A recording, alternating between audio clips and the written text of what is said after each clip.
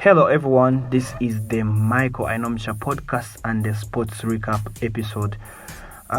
Welcome back. It's been a while having you. We are back again this week talking some news and sports transfers as they happen in the English Premier League, elite leagues and some other leagues across the world. We shall be analyzing how the transfer market and transfer window is happening in Europe, and basically in the English Premier League we see teams that are leading. Chelsea is leading by £193.1 million on spending. They have bought players at a cost around 193. They are followed by Nottingham Forest, the two-time Champions League winner, and the newly promoted Nottingham Forest, who are at £143 million, and they have so far brought in 16 transfers. And in third, it is Tottenham and Manchester United, all equal. And surprisingly, Leicester have not spent a single penny in this transfer window. For player sales, teams that are leading on selling players, we see Manchester City leading by 162 after selling a couple of names. We see young players like Dela, we see Gabriel Jesus joining Arsenal, we see Zinchenko joining Arsenal, and a couple of few young talents that have been loaned out. They have generated £162.8 million, and Leeds, who have sold Calvin Phillips, Rafinha, and a few others, are £100.5 million. This is a great business, and if you look at their transfer ins, they have so far balanced the transfer window. Brighton are the third with £98 million after selling Marc Cucurella to Chelsea and Yavis Bissouma to Tottenham Hotspur. So far the transfer, Darwin Núñez is the most expensive player, bought at £85 million, followed by Casemiro to Manchester United, the transfer that almost everyone in the world never expected. Even his close friends, Toni Kroos and Luka Modric, they didn't expect him to leave the Madrid club. They expected the guy to be with them for a couple of years. But insiders say he has come for money. Others say he feared the competition from young talents Tushimeni and Eduardo Camavinga, who are ready and they are hungry for the position. He has come to Manchester United to act as that cement between the two stones on a wall, like Erik ten Hag quoted recently. Marc Cucurella is the third on the list, joining from Brighton to Chelsea, and is the most expensive defender so far. Koulibaly, who has joined Chelsea, so far has a red card.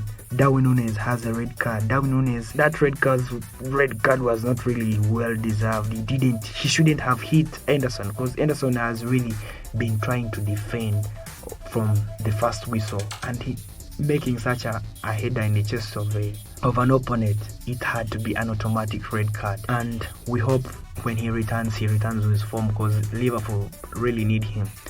And Erling Haaland so far is among the top scorers with 3 goals, and we see Alejandro Martinez, the Ajax butcher, short guy, good in aerial duels, performing well in that back at Manchester United. Now, talking about Manchester United against Liverpool in a match where Jadon Sancho and Marcus Rashford scored for Manchester United against Liverpool in a 2-1 defeat at Old Trafford. Salah scoring that header to give hope to the Merseyside side. Liverpool really lacks someone in the midfield and that deep six. Without Thiago Silva, they look so nervous. They look shaky. James Milner, he's aging. Jadon Henderson, you can't rely on such a player who can make a brander.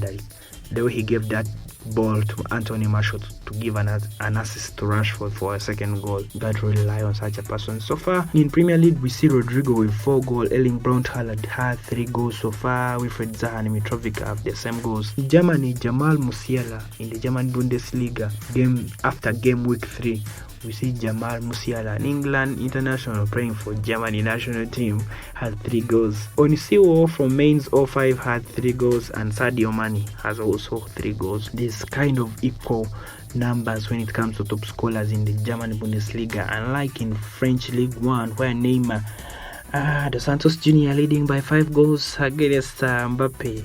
The two people have been conflicting in dressing room and on pitch. The thing that has been even seen by fans He's leading by 5 goals, Kylian Mbappe 4 goals, and Messi 4 goals. All these players are from Paris Saint-Germain who look to be so sharp this season. We wait for their performance in the Champions League. They outcompete other teams in the French League 1, but when it comes to the Champions League, they don't show. They are not sure. They never perform to the expectations. In La Liga, after game week 2, Borja Iglesias from Real Betis has 3 goals so far. Roberto Lewandowski from Barcelona has 2 goals. Alvaro Morata from Atletico has 2 goals. When it comes to point in the English Premier League, Arsenal are on top of the table with 9 points after game week 3. Oh my god, superb performance, competitive defense, and they are really outstanding. We hope for the best, not until they face those big 4 teams in the Premier League. So far they are performing very well, and the stats on the pitch are really promising for the trust the process man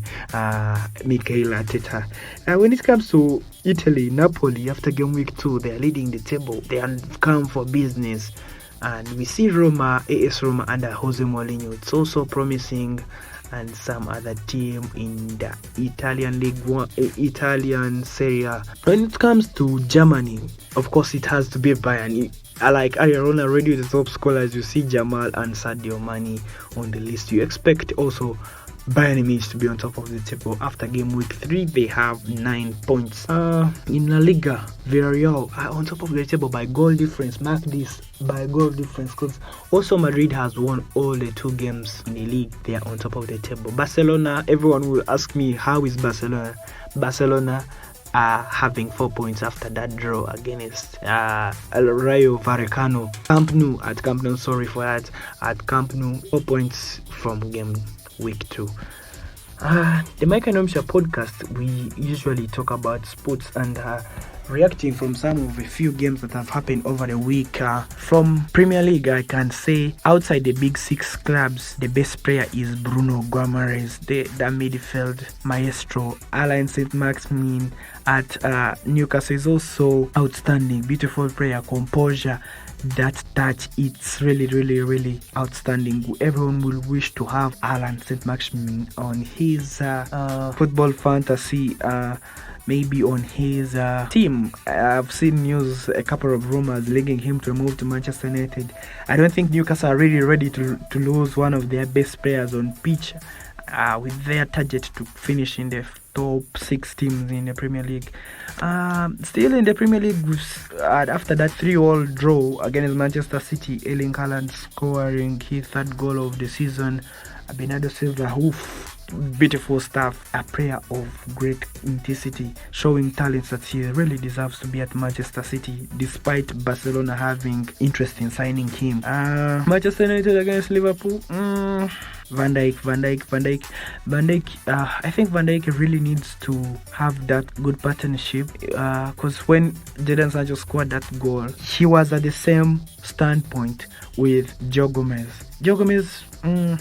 The last time they played and they lost a big game, it was against Aston Villa. They lost 7-2 against Aston Villa, and this time around they are losing against their long-time rivals from the Manchester United. In the game where we saw Casemiro being unveiled in a cloud of fans that we were expecting to riot, chanting the Glazers out.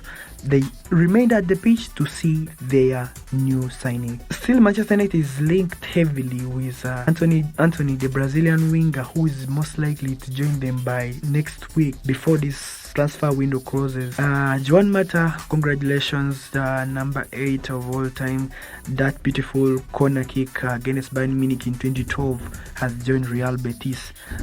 This is something that we should really appreciate. Still, Arsenal, everyone should watch Arsenal. Arsenal are unstoppable. They are on top of the table, like Harry Alona I told you, and beautiful stuff. We expect more.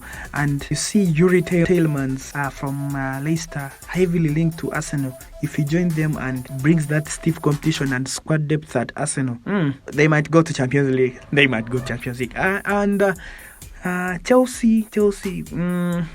I don't think it was injuries. I think the manager made some mistakes. How can you start Reece James at in the back of three, when you have Trevor Chalobah, the young man played some good football in the UEFA Super Cup last year.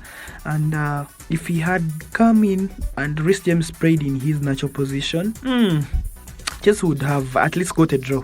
Although Leeds United, they were so good at pressing. They pressed Chelsea from the first minute to the very last. And Leeds, with that business I earlier on told you, they are really going to show some competition. Unlike last season where they are battling the relegation.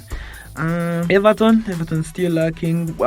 They really need to get some players. I understand the financial situation at Everton is not good after selling Richarlison, and they are intending to sell Anthony Gordon to Chelsea. They should get some players.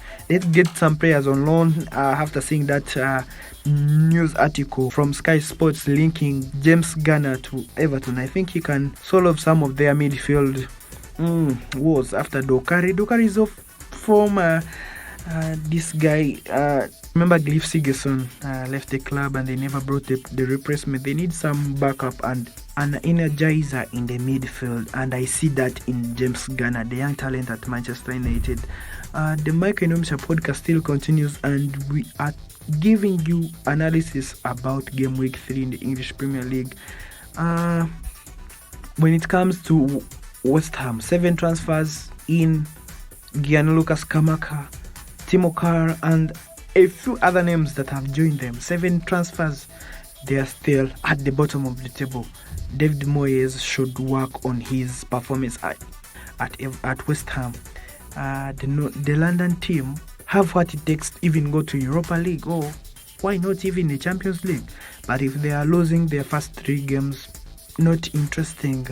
We need competition. It showed competition last season and the season before last season, and if they can come and show such performances, David Moyes should work on his performance. Basically, the Premier League still continues, and game week 3 starts on Saturday with Southampton at St Mary's Stadium hosting Manchester United, the game that you should all watch after that performance at Old Trafford. The defense of Martinez and Varane, everyone wants to watch that. And don't forget, subscribe to the Michael Enomcha podcast on YouTube at Enomcha Michael. That's our channel on YouTube. The episode also features on Google Podcasts, Apple Podcasts, Overcast, Spotify, Anchor, and wherever you get your podcast. Thank you for being part of the journey. See you next week. Bye-bye.